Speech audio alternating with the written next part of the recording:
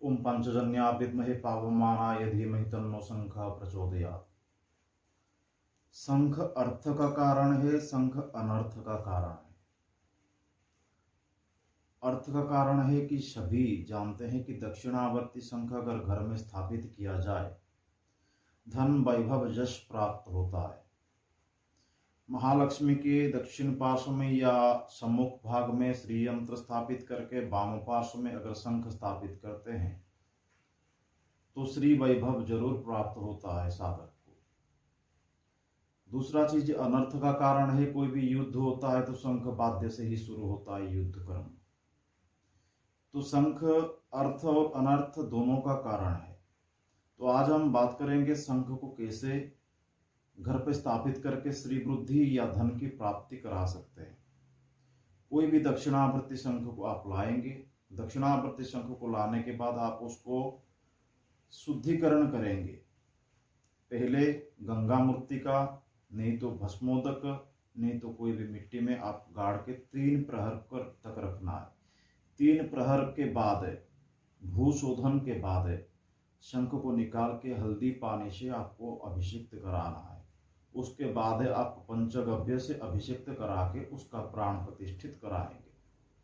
प्राण प्रतिष्ठित से प्राण प्रतिष्ठम तस्य प्राणश्चलम तो चस्य जीवर्तमर्चाय माम हेतिश्च कश्चन इदम दक्षिणावर्ती शंख प्राणसु प्रतिष्ठितो वरदो भव। प्राण प्रतिष्ठित कराने के बाद आपको शंख को पंचामृत से स्नान करा के पंच उपचार से पूजा करना है। पंचोपचार से पूजा करने के बाद शंख को आप स्थापित करेंगे महालक्ष्मी के पास। हर रोज इसमें आपको पानी देना है। जैसे कि पानी देते हैं तो कोई भी मंत्र से या कोई भी आपका इष्ट मंत्र से पानी आप इसमें दे सकते हैं। तो पानी देना है हर रोज। महालक्ष्मी को या श्री यंत्र को अभिषिक्त कराएंगे तो आपका कोटि पुण्य फल मिलेगा। सूर्य नारायण को या शिव भगवान को शंख में पूजा नहीं किया जाता है, फिर भी सूर्य नारायण को अर्घ्य प्रदान कर सकते हैं दक्षिणावर्ती शंख में। हे सूर्य सहस्रांशो तेजराशि जगतपते अनुकंपाय भक्त्या ग्रहणार्घ्यम दिवाकर। आप सूर्य नारायण को अर्घ्य दे सकते हैं, देवी माँ को अभिषिक्त करा सकते हैं। कोई भी अभिषेक में आप शंख को ले सकते हैं। और एक प्रयोग है, अगर कोई भी मनोकामना या ग्रह सताते हैं तो इसमें सर्वौषधि या ग्रहम औषधि डाल के आप इसमें सुगंधित पानी डाल के ये पानी को घर में स्थापित करेंगे और दूसरे दिन सुबह नहा के आप पीपल के पेड़ के नीचे जड़ में आप इस पानी को डाल देंगे। डालने के बाद 3 बार शंख को लेकर प्रदक्षिण करेंगे तो आपका समस्त पाप खंडन हो जाएगा और ग्रह दशा निवारण आपका हो जाएगा।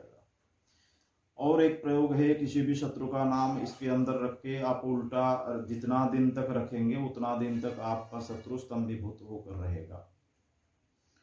और एक प्रयोग है, शंख को अगर आप पूजा करके गंध पुष्प धूप देकर पूजा करके कोई भी शुभ कार्य में कर्म में जाते हैं तो ये शंख आपको शुभ कार्य में सफलता प्रदान करेगा।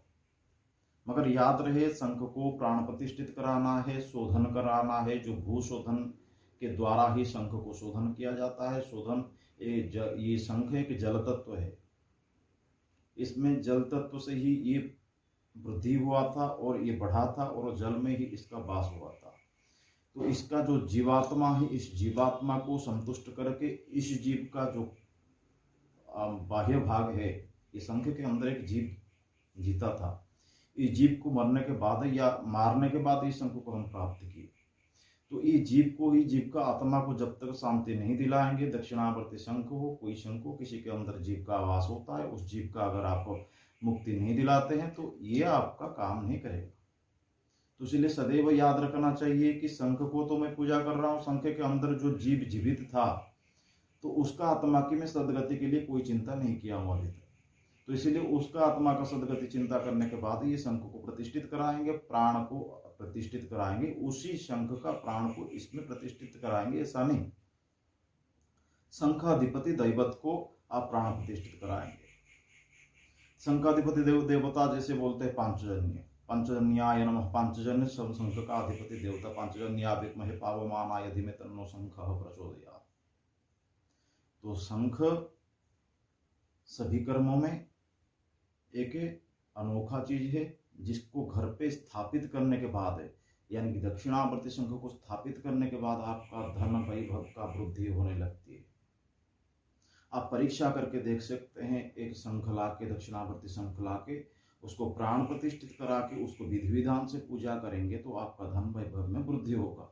ऐसा नहीं कि बाजार से खरीद कर लाए और रख दिए और आपका सब कुछ होने लग जाएगा, ऐसा कभी